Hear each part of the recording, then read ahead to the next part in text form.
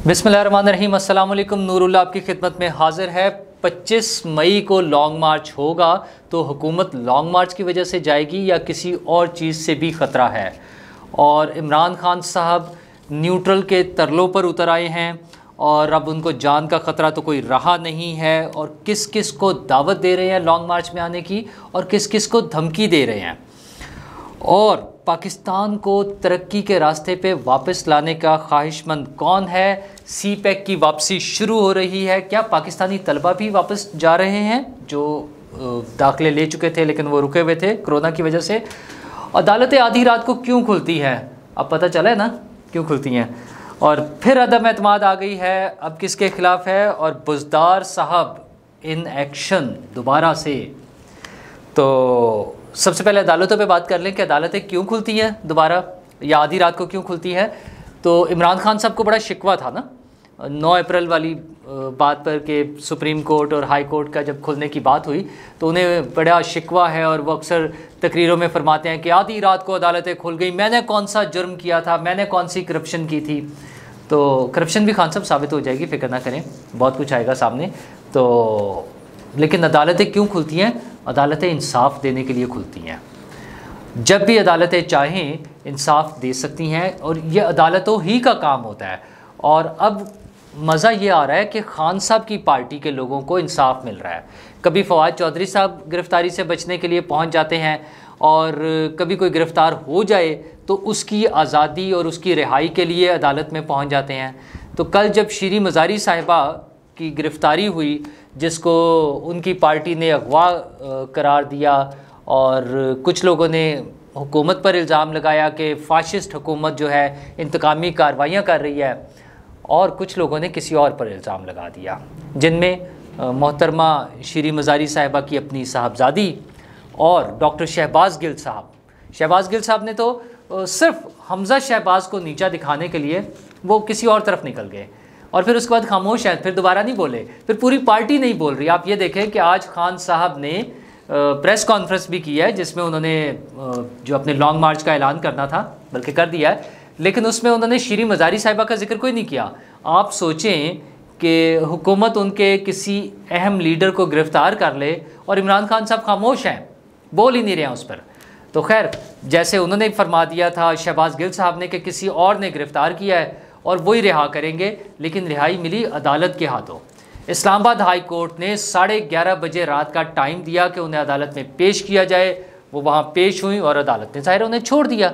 वो जिस किस्म का केस था, अच्छा केस अपनी जगह एक मौजूद है जो उनकी फैमिली के ख़िलाफ़ है और उसमें हज़ारों कनाल या हज़ारों एकड़ ज़मीन का जो एक केस है वो अपनी जगह मौजूद है और उस पर किसी भी हुकूमत को कार्रवाई करनी चाहिए थी। आज तक क्यों नहीं हुई, इस बात की मुझे तो नहीं समझ आती कि इतनी सारी हुकूमतें रही हैं। 70s का एक केस चल रहा था, क्यों नहीं उसको किया, उस पर कार्रवाई की। अच्छा, और अब अगर अचानक हो गया था, उसको कोई चीज़ मिल गई है तो उसको पहले प्रोसेस कर लें, अदालत के ज़रिए आ जाए। ये जो इंतकामी कार्रवाई वाला कॉन्सेप्ट है या इम्प्रेशन जो है वो नहीं आना चाहिए। लेकिन ये तो केस ही कुछ और था, इसमें तो ना गिरफ़्तार करने वाले सामने आ रहे हैं, ना रिहाई का बात करने वाले कि वो किससे रिहाई मांग रहे हैं। तो खैर, वो जो होना था वो हो गया, जिसको मैसेज जाना था वो चला गया। सिर्फ ख़तरनाक बात ये हुई है कि मोहतरमा का मोबाइल गायब हो गया है और एंटी करप्शन वालों को मोबाइल की ज़रूरत नहीं थी, क्योंकि जो रियल इस्टेट का प्रॉपर्टी का जो केस है, जायदाद का, ज़मीनों का, उसका कोई रिकॉर्ड ज़ाहिर है शीरी मज़ारी साहिबा के मोबाइल में तो नहीं होगा। ये तो उनका फैमिली का बड़ा पुराना केस था और हुकूमत के पास सारा रिकॉर्ड है, तो मोबाइल कहाँ गया है? अच्छा, और फिर जहाँ गया है मोबाइल में होगा क्या क्या? ज़ाहिर है शीरी मज़ारी साहिबा एक उनकी मेन स्ट्रीम, उनकी टॉप टियर की जो है वो लीडर है, तो उसमें बहुत कुछ होगा। तो परेशानी तो है खान साहब के लिए। लेकिन खैर, खान साहब के तो अपने मोबाइल चोरी हो जाते हैं। एक पहले जो उनकी साबका अहलिया थी रेहाम खान साहिबा, वो उनका ब्लैकबेरी ले उड़ी थी और अभी फिर कुछ दिन पहले उन्होंने एक इल्ज़ाम लगाया था कि उनका सियाल वो जो है मोबाइल चोरी हो गए हैं, 2 मोबाइल चोरी हो गए हैं, लेकिन बाद में खामोश हो गए हैं। या तो उसमें से कोई डाटा उन्हें बता दिया गया है या असल में चोरी नहीं हुए थे, जैसा कि बहुत से लोगों का ख्याल था कि चोरी कोई नहीं हुए, वो सिर्फ छुपाना चाह रहे हैं और उस वजह से उन्होंने एक स्टंट खेला है। तो खैर, वो भी खेल लिया उन्होंने। और श्री मज़ारी साहब रिहा हो चुकी हैं, वो केस अपना ड्यू जो प्रोसेस है वो चलेगा, अदालतों में जाएगा। अगर साबित हो जाता है तो उसके मुताबिक जो जिसकी सज़ा बनती है उसको मिलनी चाहिए। हाँ, इंतकामी कार्रवाइयाँ किसी हुकूमत को नहीं करनी चाहिए, इस हुकूमत को भी नहीं करनी चाहिए। इस हुकूमत ने अदम एतमाद की तहरीक फिर पेश कर दी है, और अब फिर पेश की है चौधरी परवेज़ इलाही साहब के ख़िलाफ़, क्योंकि आज चौधरी परवेज़ इलाही साहब ने असम्बली में एक और ड्रामा करते हुए अपने ख़िलाफ़ जो अदम एतमाद की तहरीक थी उसको मनसूख या गैर फ़ाल कर दिया। तो हुकूमत ने फिर दोबारा, मौजूदा हुकूमत ने, नून लीग की हुकूमत ने फिर दोबारा तहरीक अदम एतमाद ले आए हैं। असल में इनसे गलती ये हुई है कि जो उसका सियासी तरीक़ाकार था उसको प्रॉपरली परसू नहीं कर सके हैं। हुकूमत मिलने के बाद वो और बहुत सी चीज़ों में ऐसा उलझ गए हैं, कुछ चीज़ों को सीधा करने की कोशिश में, और चूँकि ज़ाहिर है वो इत्तेहादियों के साथ मिलकर हुकूमत थी, तो नून लीग का इस तरह का तजुर्बा नहीं है कि इतनी सारी पार्टीज़ के साथ मिलकर कैसे चलना है। तो उस वजह से वो उसका मुनासिब तरीके से उसको परसू नहीं कर पाए थे, जिसका फ़ायदा उठाया चौधरी परवेज़ इलाही ने और उसको लटका रहे हैं। उसमें जो असम्बली में बदमाशी चलने का मामला है, नॉन मेंबर्स की आमद का मामला है, वहाँ लड़ाई झगड़ों का मामला है, तो ये तो सारी चीज़ें भी चलेंगी, देखी जाएगी कि कैसा होता है। लेकिन ये मुस्तकिल हल नहीं है चौधरी परवेज़ इलाही साहब के पास। चौधरी परवेज़ इलाही साहब के पास फाइनली हल यही है कि वो PTI को छोड़कर इस इत्तेहाद में शामिल हो जाए, फिर शायद उन्हें कुछ मिल जाए। अदरवाइज़ अब उनके लिए कोई पोटेंशियल नहीं रहा है, और उनके जो हैं साबका बॉस यानी बुज़दार साहब यानी कि वसीम अकरम प्लस साहब, वो फिर दोबारा एक्शन में आ गए हैं। और वो एक्शन में किस बात पर आए हैं? कल जो ओन चौधरी साहब का इंटरव्यू था जिरगा में, उन्होंने कुछ बातें की। उन्होंने बताया कि कुछ ख्वाब देखे गए जिनकी बिना पर उनको अलग कर दिया गया था, बनी गाला से निकाल दिया गया था। इमरान खान साहब के पुराने दोस्त थे, लेकिन किसी ख्वाब की वजह से वो सिस्टम से आउट हो गए। आपको पता ना ख्वाब कौन देखता है उस सेटअप में, इमरान खान साहब के सेटअप में, तो उसकी वजह से वो आउट हो गए थे। तो अब उन्होंने इल्ज़ामात लगाए हैं कि वो फ़रा बीबी के हवाले से भी कि वहाँ से पैसे खाए जा रहे थे पंजाब में, और वो एक ग्रुप बना हुआ था जिसमें बुशरा बीबी के साबिक शौहर और उनके बच्चे भी शामिल थे, और बुज़दार साहब को भी शेयर जाता था, और पंजाब गवर्नमेंट लूट मार कर रही थी। तो उनके इस इंटरव्यू पर सुना है कि बुज़दार साहब, पता ये चल रहा है कि उन्होंने कानूनी नोटिस भिजवा रहे हैं। वाह बुज़दार साहब वाह, मतलब आप सबसे एक्टिव इंसान निकले हैं अभी तक। और तो PTI में किसी में इतनी हिम्मत नहीं है कि किसी बात पर कोई लीगल कार्रवाई कर सके। बाकी सबको तो छोड़ दें, इमरान खान साहब, वो जो उनके ख़िलाफ़ किताब लिखी गई है उनकी साबका अहलिया ने, रेहान बीबी ने, उसमें ऐसी ऐसी बातें हैं, मतलब उन बातों की बिना पर मोहसिन बेग साहब को उठवा कर उनके साथ जो उनके साथ सलूक हुआ वो सब ने देख लिया है। ये सब कुछ हो सकता है, लेकिन उसके खिलाफ केस नहीं करते, उन्हें कोई नोटिस नहीं भिजवाते। हाँ, मुराद सईद साहब ने कहा था कि मैं नोटिस भिजवाऊंगा और मैं उस पर कानूनी कार्रवाई करूंगा। अब पता नहीं उसमें मुराद सईद साहब को क्यों मसला पेश आ रहा था, उनके खिलाफ क्या बातें हैं, तो लेकिन उस पर भी कार्रवाई कोई नहीं हुई है। तो PTI की तरफ से बुज़दार साहब वाकई वसीम अकरम प्लस बनकर सामने आए हैं और उन्होंने कानूनी कार्रवाई का ऐलान कर दिया है, और वो कानूनी कार्रवाई करने जा रहे हैं ओन चौधरी के ख़िलाफ़, क्योंकि उन्होंने इल्ज़ामात लगाए हैं करप्शन के। अच्छा, तो अब असल उस पर आते हैं इमरान खान साहब पर, कि इमरान खान साहब ने वो जो कहते हैं ना कि बहुत शोर सुनते थे पहलू में दिल का, तो वो आज फिर वो उस शोर का नतीजा निकल आया है। इसका दूसरा मिसरा इससे लिंक नहीं करता, लेकिन उन्होंने अपने लॉन्ग मार्च का ऐलान फरमा दिया है, और लॉन्ग मार्च वो करने जा रहे हैं 25 मई को। और 25 मई को, लेकिन लॉन्ग मार्च कुछ थोड़ा सा ठंडा हो गया है, क्योंकि उन्होंने अभी तक ये नहीं बताया कि वो ख़ुद कैसे आएंगे। वो बाय एयर आएंगे कोई डरते हुए, और वो पेशावर में रहेंगे, जो बाद में उन्होंने कहा कि वो वहाँ से लीड करेंगे। अब कैसे लीड करेंगे? और उन्होंने इब्तदाई तौर पे तो बताया कि वो श्रीनगर हाईवे पर मिलेंगे। अच्छा, पता नहीं क्यों वो इस्लामाबाद नहीं पहुँचना चाह रहे, या इस्लामाबाद पहुँचेंगे तो अब वो कहाँ जाएंगे, क्या डी चौक तक पहुँच पाएंगे? अच्छा, डी चौक चूँकि अब वो रेड जोन का भी मसला है और सारी चीज़ें, तो क्या उनके पास इतनी स्ट्रेंथ होगी कि वो तमाम वायलेट करते हुए रूल्स को और पाबंदियों को वहाँ तक पहुँच जाएं? अभी तक तो कुछ नहीं ऐसा नज़र आ रहा, और उन्हें खुद भी नहीं नज़र आ रहा, वो खुद भी कॉन्फिडेंट नहीं है। आज उनकी जो लैंग्वेज थी, उनकी जो बॉडी लैंग्वेज थी, वो कॉन्फिडेंट नहीं थी। वो थोड़े से डरे हुए से, खौफजदा से नज़र आ रहे थे। वो जो उनका स्टाइल था ना कि मैं तो पता नहीं क्या कर दूंगा, वो नहीं था। खैर उनकी वही पुरानी तकरीर के मेरे खिलाफ साजिश हो रही थी और पिछले साल जून से मुझे पता था, और उन्होंने हमारे मीर जाफ़र और मीर सादिक को साथ मिलाकर मेरे खिलाफ साजिश कर दी। तो ये सारी चीज़ें करके फिर उन्होंने रिक्वेस्ट किया, वो जो उन्हें कहते थे ना कि न्यूट्रल तो कुछ नहीं होता, वो अभी भी फरमाते हैं कि न्यूट्रल कुछ नहीं होता, लेकिन उन्होंने इस्टेब्लिशमेंट को फिर दोबारा याद कराया कि अगर आप न्यूट्रल हो गए हैं तो आपकी मेहरबानी अब न्यूट्रल ही रहिएगा, यानी इस हुकूमत की कोई मदद ना कर दीजिएगा। इसका मतलब फिर यह है कि खान साहब को अभी भी डर है कि उनके जो कॉन्टैक्ट्स हैं वो उन्हें शायद सपोर्ट ना करें, और बल्कि इससे भी बढ़कर एक स्टेप उन्हें ये डर है कि उनके जो कॉन्टैक्ट्स हैं वो शायद हुकूमत को सपोर्ट ना कर दें, या जिनसे उन्हें उम्मीद है अपने लिए कुछ मदद मिलने की, वो इस हुकूमत को कोई मदद ना कर दें। तो खान साहब, फ़ौज तो एक इदारा है, हुकूमत का हिस्सा है, और हुकूमत के ऑर्डर्स के मुताबिक, प्राइम मिनिस्टर के ऑर्डर्स के मुताबिक जो उनका आइनी हदूद में रहते हुए रोल है वो उसको प्ले करेंगे। तो आप अब किस बात से, आप तो फरमाते थे जानवर होते हैं न्यूट्रल, न्यूट्रल तो कोई हो ही नहीं सकता, तो अब आप उन्हें किस मुंह से न्यूट्रल रहने का मशवरा दे रहे हैं या रहने की दरख्वास्त कर रहे हैं, या आप तरले मिन्नतों पर उतर आए हैं?